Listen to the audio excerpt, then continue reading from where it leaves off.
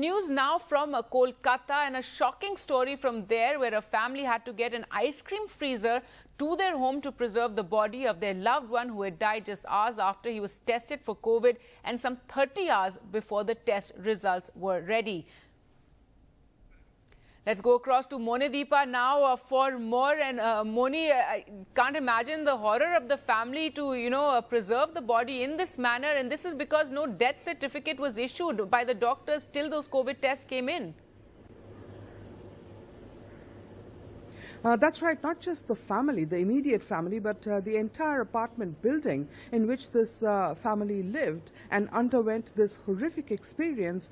The entire building, the neighborhood, was in absolute panic for almost 48 hours because nothing could be done with the body of this 71-year-old man who died within hours of taking a COVID test on Monday.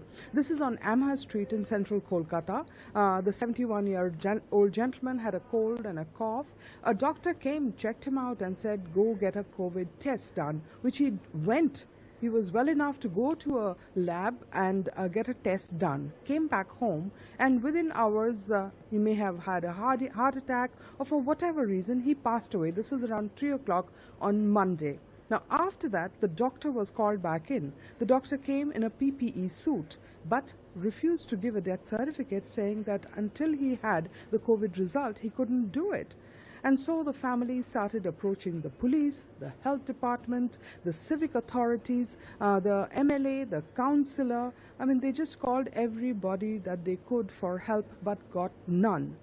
At the end of the day, the body lay in the house till the next morning. Next morning only, that's when the family went and acquired this ice cream freezer, dragged it up to their second floor flat, if I'm not mistaken, and put the body in there. And then spent the rest of the day again trying to raise some help from the health department. Finally, on Wednesday at about 3 o'clock, the body was taken away by civic authorities. This, of course, after the COVID test result came in at 11 o'clock at night on Tuesday. So a horrific experience, and so far we've had no official word from the health department or civic authorities why this happened. Only word that we have had unofficially is a miscommunication somewhere. But that doesn't help the family, which is completely traumatized.